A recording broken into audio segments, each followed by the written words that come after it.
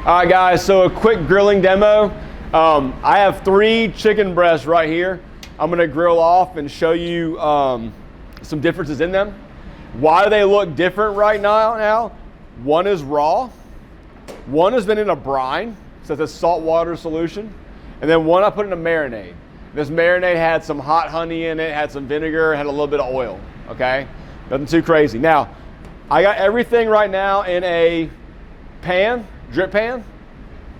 I will, whenever I work the grill station, I always have a plate or a pan to put my raw food on, and I have somewhere for my clean food to go as well, like a resting pan. So I'm not gonna end up touching this with anything raw. It's only gonna be clean, one's only gonna be dirty. Now I try to make sure I'll have, like, when I grill, I have a dirty hand and a clean hand, so I know which one I'm touching raw stuff with and which one I'm gonna grab seasonings and my utensils with. Now this does, sometimes you gotta change gloves and change things out, you didn't have to be aware of that. But if I'm working like a lot of stuff, I wanna make sure I'm touching only raw stuff with one hand and only clean stuff with the other one. So yeah, we're gonna go ahead and grill these chickens off. So I'm gonna use a little pan spray right here. Yes, you can use oil on a rag and like brush your grill if you want to, but you wanna make sure there's some sort of fat in there. Yes, this does say 0 calories, but it's for a 1/4 second spray. It's still got fat in there, okay? So I'm spraying my grill as well. Yes, fat, fire equals flames, okay? It's okay, don't be too scared. So end up putting the proteins on. I'm not gonna throw them on here. I'm gonna gently place them on there, okay? Now normally what I do is I'll get a little spray on the back side of them just to be on the safe side, keep them there. And now I'm gonna put that away. I'm gonna change my glove, that way I'm not touching anything with raw hands. Now, if you're gonna put any kind of seasoning on your food, again, you should season it before you put it on the grill. I did keep one that's got no seasoning on there whatsoever, as to help us kind of identify which one that is, and so you guys know what's going on. But I would probably season it, a few minutes before I threw it on there, before I needed it. Now, I'm not gonna start rushing. I don't want to start moving my food around. This stuff is going to stick. If it's not cooked all the way, it's gonna stick to the grill. It will gradually release. It'll tell you when it's ready to turn. What I want to have happen is I want to make sure that these grill grades are going to get that good coloring on the protein. That's that Maillard reaction, remember? So the caramelization of the amino acids, it's going to build more depth of flavor. Something I should have mentioned that I didn't until now, the side I placed on the grill first, that's going to be my presentation side. How do I know what that is? For chicken breast, it's going to be the side that touches the skin. It's the smoothest side. If you ever think about chicken breast, you think of a store, right? You got a smooth side, and one side's got weird textures in it, a couple different ridges. If you put that side forward, you got different textures, your grill lines don't look as pretty, it looks a little bit messy going out to the plate otherwise. If you start with the skin side, it's more smooth, you get pretty grill marks on there. Hey, I kind of know what I'm doing. The plate looks like it, and the guests want to eat there more often. It helps you guys out, all right? So I'm noticing my chicken start to turn white on the edges. So I'm gonna start coming here trying to move this thing. Now I'm not gonna sit here and, all right, you can come at it like this. I grab mine kind of under, I kind of like hold the spatula sideways, I kind of grip it like this. It's easy for me to turn. You grab like this and you're turning, your elbow's coming way around. You might get tennis elbow. You're on a busy grill shift, you gotta ice it down later. Don't do that, man. So I'm gonna come in, it's gonna tell me it wants to release. I'm gonna turn it about 90 degrees. Whoopsie. All right, about a 90-degree turn will give me that crosshatch, so give me the X's. Yes, this grill is hot. It's gonna be okay. If your fingers are burning, like give it a rest, then go back into it. So this was a little bit cooler right here. This grill side was cooler. And so you see pieces of it stuck and turned. It wasn't quite ready to turn yet on that one side. Normally grills are hotter in the back and cooler in the front. So be aware of that one. My back one is gonna be going faster and cooking faster, okay? Now how do you work your grill?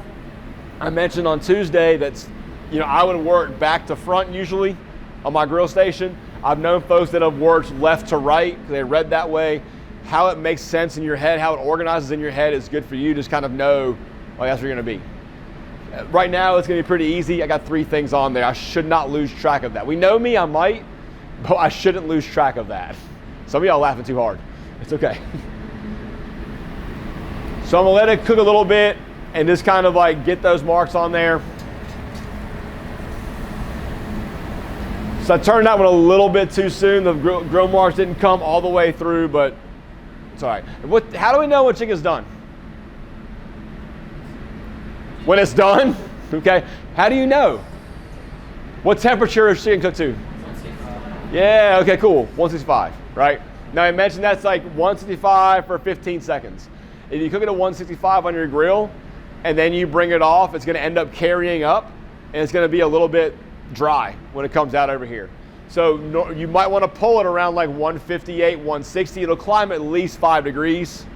If some of y'all are scared about that and a little bit squeamish, I understand. You know, cook it for your own food or whatever, cook it your way, that way first. We'll play around a little bit with that stuff too. Now, something else you can do, because not everyone's gonna have a thermometer sitting, you should have a thermometer on your grill station. When you get real busy, there are some tricks you can use to know when your food's ready to go. So, one thing you can use is your finger, okay? So for chicken, if you touch your pinky and your thumb together and you push on this muscle right here, don't squeeze your fingers together, just touch them, right? And feel how that muscle feels. That's gonna feel about what you need to, like when your chicken feels like that, that's when you should pull it off the grill.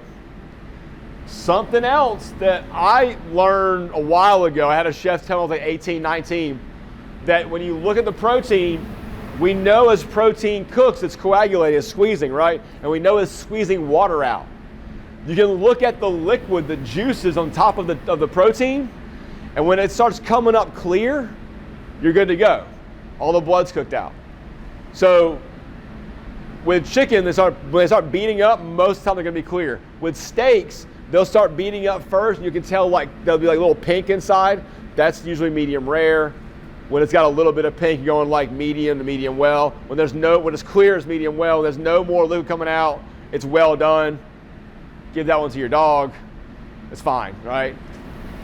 So, what I'm looking at over here, I'm seeing a little bit of liquid coming out of this chicken breast in the center here.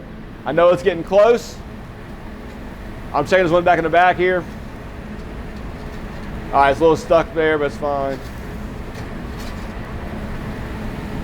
Pull that one forward. I'm not touching someone's like food with my dirty hand, number one, but also not a bare hand. All right, that one's ready to go. Let it rest right there. This one, feel that one. This side's, so this piece of meat's a little bit thicker on this side and thinner back here. Back here is ready to go. Up here is still a little bit under.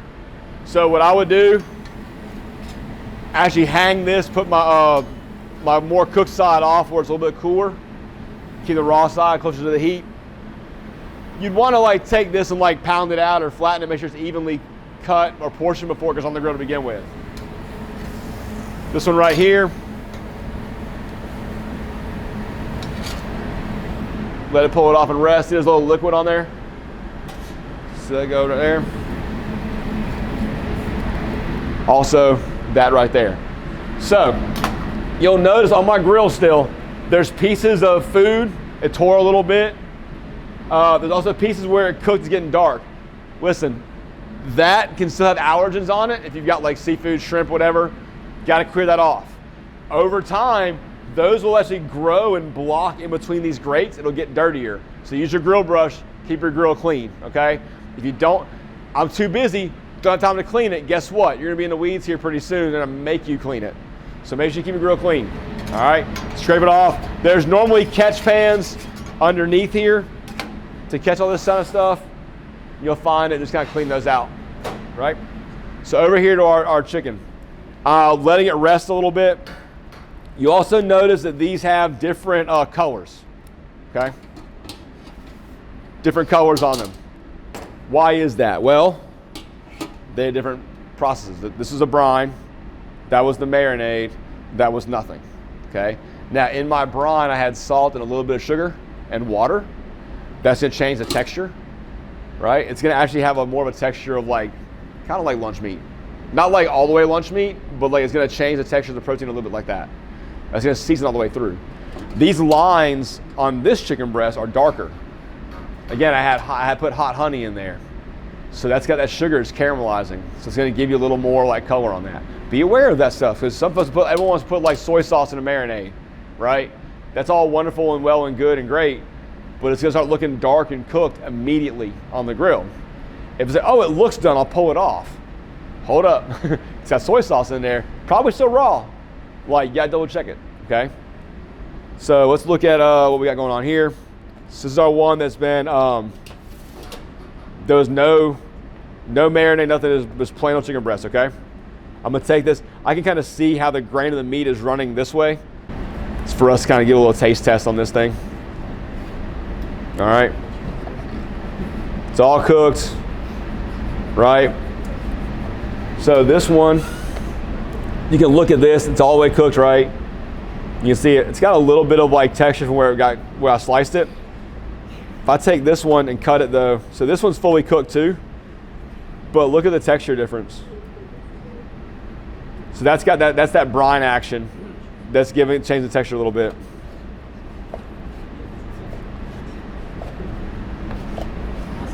This has only been about 2 hours in a brine. For this small piece of chicken breast, that's probably as far as I want to go with it. This one's got the marinade. Okay. Again, cooked all the way through. We're good to go. Coming in. Now, if you cut into this chicken breast and it's raw, guess what? Put it back on the grill, right? You shouldn't like cut into it and then like just throw the pieces back on the grill. It's gonna cause more drying out. It's gonna make the guests a little upset and everything. But this board would then be contaminated with raw. So you gotta clean off the entire board, your knives, change your gloves, all that kind of good stuff, okay? So be aware of that. Now, if you wanna come up here and taste these and see the difference between them, texture-wise, flavor-wise, and see if you like or dislike stuff, you can really see a difference between what we did to these, okay?